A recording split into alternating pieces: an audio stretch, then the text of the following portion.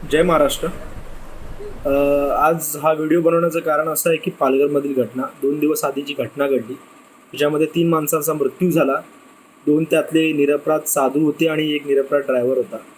या 3 माणसांची एवढी निर्गुण हत्या झाली पालघरमध्ये, तर त्याच्याबद्दल थोडं बोलायचं आहे. पण त्या हत्या झाल्यानंतर इथं जे राजकारण करण्यात आलं, जे खूप घाणेरडं होतं, आणि त्यामुळे महाराष्ट्राबद्दल ज्या काही प्रतिक्रिया उमटत गेल्या त्या मोस्ट ऑफ दी या अ, आपल्या राज्याच्या बाहेरच्या होत्या. उत्तर प्रदेश असेल, बिहार असेल, आणि ओव्हरऑल पूर्ण रेस्ट ऑफ दी महाराष्ट्रामधून या जास्त रिएक्शन होत्या. हिंदी भाषिक लोक असतील त्यांच्या ह्या रिएक्शन होत्या. तर मला थोडं याबद्दल बोलायचं होतं. हिंदीमध्ये बोलेल, कारण सगळ्यांना कळलं पाहिजे. मोस्ट ऑफ दी हिंदी जे आहेत, ज्यांना हा मेसेज पोचवायचा है कि महाराष्ट्र में जो पालघर में जो घटना हुई, पालघर में जो गढ़ीजिले गांव है वो पालघर से 110 किलोमीटर दूर है. वो दुर्गम इलाका है, आदिवासी इलाका है. ये जो 2 साधु और एक ड्राइवर थे, वो सूरत में अपने किसी रिश्तेदार का देहांत हो गया था, उधर जा रहे थे. तो वो जा रहे थे तो सूरत पुलिस ने, दादरा नगर हवेली, एकदम वो सेंटर में, एकदम वो बॉर्डर पे गाँव है, उधर से सूरत पुलिस ने उनको रिटर्न भेजा. आते समय उस इलाके में, जिस इलाके में पिछले 3 दिनों से कुछ लोग ऑर्गन बेचने वाले बच्चों को किडनैप करके उनको वो साधु के बेस में वहाँ पे घूम रहे हैं, ऐसा उधर एक बहुत बड़ा रूमर था. मैं आपको स्क्रीन पे दिखा सकता हूँ. वो मैसेजेस सारे घूम रहे थे. 31 मार्च 30 मार्च के दौरान से वो घूम रहे थे, और वहाँ के गाँव वाले कुछ तो गश्त कर रहे थे रात रात.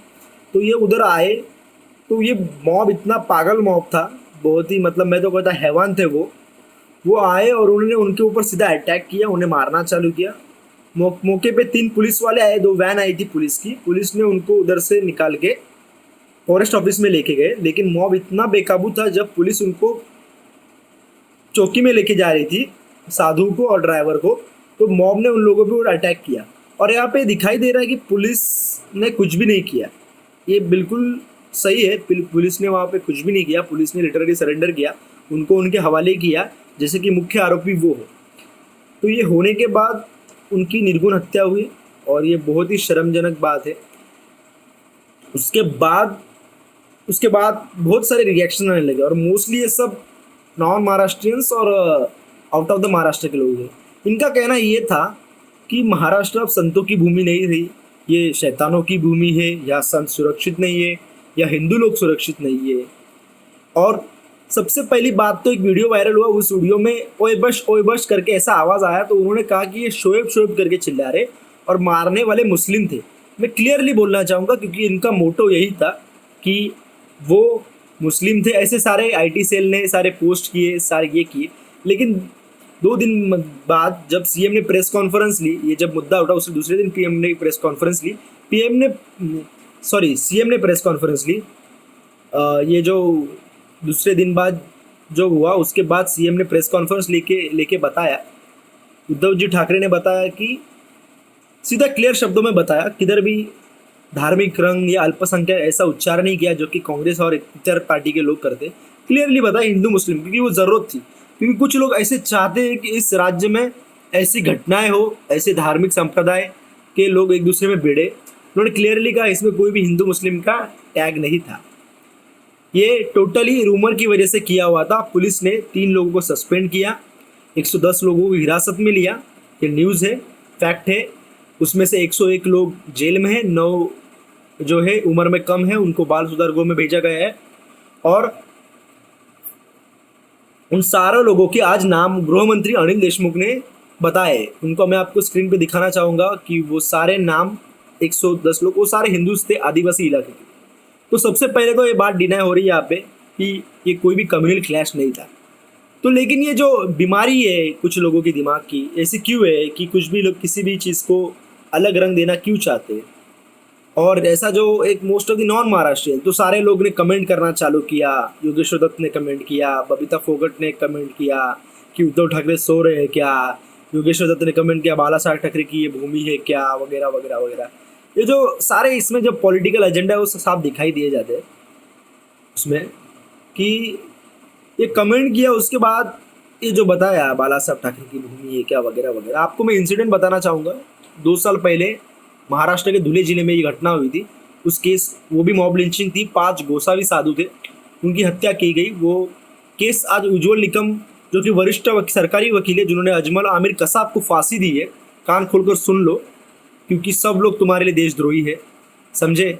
जो भी कुछ लोगों के खिलाफ बोलते हैं, कुछ आइडियोलॉजी के खिलाफ बोलते हैं, तो वो उन उज्ज्वल निकम साहब ने एक हिंदी न्यूज़ जी न्यूज़ पे आए तब क्लियरली बताया कि मुझे इसमें कोई भी कम्युनल एंगल दिखाई नहीं दे रहा, कोई सोची समझी साजिश दिखाई नहीं दे रही, ये एक रूमर्स की वजह से हुआ था।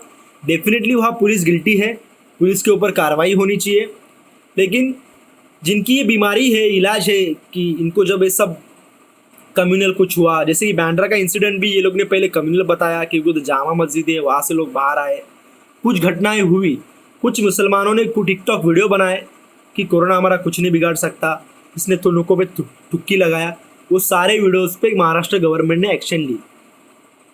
जो भी कुछ गलत हुआ, और इस घटना को सारे बाकी अदर मुस्लिम भाइयों ने भी सपोर्ट किया कि गवर्नर ने अच्छा काम किया।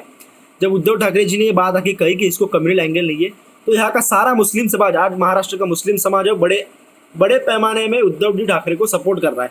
उसके भी मैं आपको स्क्रीनशॉट दिखा सकता हूँ, जो कि बोलता है कि केजरीवाल से भी उद्धव ठाकरे सच दिखाई देते हैं, क्योंकि और उद्धव ठाकरे ऐसा कुछ बयान भी नहीं करते किसी को खुश करने के लिए वगैरह, क्लियरली बोले हैं।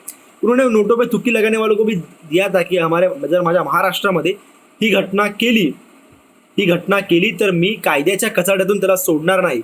उसको कोविड-19 बचा सकता है, लेकिन हमारी लॉ एंड ऑर्डर उसको बचा नहीं सकता अगर किसी ने ऐसी साजिश की तो। जब मालूम पड़ा लोगों को कि वो मुस्लिम नहीं थे, वो सारे एक ही समुदाय के थे, तो किसी की तो बहुत जली कि इसको कम्युनल एंगल अपन कैसे दे नहीं सकते।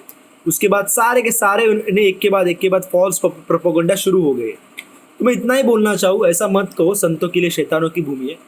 हमारे भगवान शिवाजी महाराज, उन्होंने इस भूमि में साधु संतों की रक्षा की, उसके बाद भी रक्षा हुई। मैं पूरे इसके साथ कहना चाहता हूँ, जब भाजपा की सरकार थी तभी भी यहाँ पे इतने कम्युनल नहीं हुए, भीमा कोरेगांव का छोड़ के एक इंसिडेंट, अदरवाइज़ यहाँ पे बाकी मॉब लिंचिंग नहीं हुई कंपैरेटिवली, जो कि उत्तर प्रदेश, बिहार, राजस्थान, जिस जगह पे मैं बोलता हूँ महीने में एक मॉब लिंचिंग होती है, जहाँ पे मॉब लिंचिंग के आरोपियों का सत्कार किया जाता है, तो यहाँ पे बिल्कुल भी ऐसी कभी घटना हुई नहीं। बहुत रेयर घटना हुई मॉब लिंचिंग की, उसमें कम्युनल एंगल नहीं था, समझे। तो ये सब कोशिश मत करिए। जो तुम लोग जो ट्रेंड चलाते हो ट्विटर पे, फेसबुक पे, उद्धव ठाकरे रिजाइन वगैरह वगैरह वगैरह, आज देश जिस परिस्थिति में गुजर रहा है, आज नरेंद्र मोदी भी अपने इस पे अच्छा काम कर रहे हैं, सेंट्रल की टीम अच्छा काम कर रही है, गवर्नमेंट ऑफिसर अच्छा काम कर रहे हैं, सारी स्टेट गवर्नमेंट, मैं कहता हूँ योगी आदित्यनाथ हो या केजरीवाल हो या केरल की सरकार तो सबसे आगे है, और चाहे हमारे उद्धव ठाकरे सीएम हो, वो सारी सरकार अच्छे से काम कर रही है अपने राज्य को बचाने के लिए। तो कृपया करके ऐसी राजनीति मत कीजिए, ये राजनीति बहुत धोखादायक है कि ये सब यहाँ की पीस हार्मनी, देखिए ये जो पूरा फोर्स, पूरी ताकत है ना इस बीमारी को हटाने में लगी है। अगर किधर कुछ दंगे फसाद हुए आपकी इस वजह से, तो सारा जो ध्यान है और सारी ताकत इस जगह लगानी पड़ेगी और लोग ये कोविड-19 से मर जाएंगे। तो मैं यही चाहता हूँ कि सबके ऊपर एक्शन लिया जाता है इक्वली, थोड़ा सब्र कीजिए। कोई भी इसमें न्यूज़ चैनल बहुत इंपॉर्टेंट है, जैसे कि मैंने कहा वरिष्ठ वकील उज्ज्वल निकम एक न्यूज़ चैनल में बता रहे थे, लेकिन वो न्यूज़ चैनल पे अर्नब गोस्वामी हो, जी न्यूज़ वाले हो, कुत्ते की तरह भौंक रहे थे वो लोग कि ये कोई जर्नलिज्म नहीं होता, ये कोई जर्नलिज्म नहीं होता, किसी के ऊपर भौंकना ये कोई जर्नलिज्म नहीं होता। सामने वाले का सुन के लो। अगर तुमको इतना ही डाउट होता है, इनको सब पे डाउट करना है कि कुछ ना कुछ यहाँ पे दाल में काला है, सवाल पूछो, बस इनको न्यूज़ बनाना है। तो मैं चाहता हूँ कि ये न्यूज़ से दूर रहो। पहली बात तो कोई भी न्यूज़ है, एनडीटीवी भी मत देखो, कोई भी मत देखो, कोई भी न्यूज़ चैनल मत देखो, मैं बोल रहा हूँ हिंदी डीडी न्यूज़ देखो, खाली हेडलाइन पढ़ो, बस खुश रहो। सब जगह सब कुछ ठीक हो रहा है, एक खाली व्हाट्सएप और सोशल मीडिया की वजह से हो रहा है। अगर सोशल मीडिया पे ऐसे वायरल मैसेजेस नहीं घूमते थे कि साधु के वेश में कोई ऑर्गन, तो वो भी इंसिडेंट आज नहीं होता, वो बेचारे साधु बच जाते। तो ये हमारी गलती है, हम लोग कुछ भी आए तो बिना सोचे समझे फॉरवर्ड कर देते हैं। तो ऐसा कृपया मत कीजिए। कोई भी चीज़ पहले जांचिए, परखिए, उसके बाद ही फॉरवर्ड कीजिए, क्योंकि आपके एक फेक पोस्ट से किसी की जान जा सकती है। सो कृपया करके ऐसा मत कीजिए। और जो स्पेशली महाराष्ट्राच्या बाहेरचे लोक आहेत त्यांना एवढंच सांगू इच्छितो, तुम्हाला 60% माहीत नाही इकडचं, हां, त्यामुळे तुम्ही जे कॅम्पेन करता ट्विटरवर FB वरती, उद्धव ठाकरे रिजाइन वगैरह वगैरह वगैरह, हर वेळी कुछ भी इंसिडेंट हुआ तो उसके ऊपर आके बोलते हैं. तुम लोग को इधर का कुछ पता नहीं था, इधर का लोगों को कुछ प्रॉब्लेम नाही था. आज महाराष्ट्रातली जनता ही खरंच खूप चांगली आहे. संकट काळामध्ये ही नेहमी उभं राहते. संकट काळामध्ये ही महाराष्ट्रातली जनता ही नेहमी त्या सरकारवर उभी राहते. कारण शेवटी सरकार हे आपल्यासाठी बनलेलं असतं. अगदी पूर आलता तेव्हाही सगळ्यांना माहिती आहे काय झालं, काय सगळ्यांना सांगायची गरज नाही. त्यामुळं कुठेतरी सर्वांनी शांततेची आणि संयमाची भूमिका घ्यावी. आणि स्पेशली हे जे आउट ऑफ महाराष्ट्रीयन जे लोक आहेत त्यांनी जरा आपल्या लायकीमध्ये राहावं आणि उगाच ह्या राज्याला बदनाम करण्याचा प्रयत्न करू नये. महाराष्ट्राला जर डिवचण्याचा प्रयत्न केला तर याद राखा, महाराष्ट्र आहे लचका तोडल्याशिवाय राहत नाही, एवढं लक्षात ठेवा.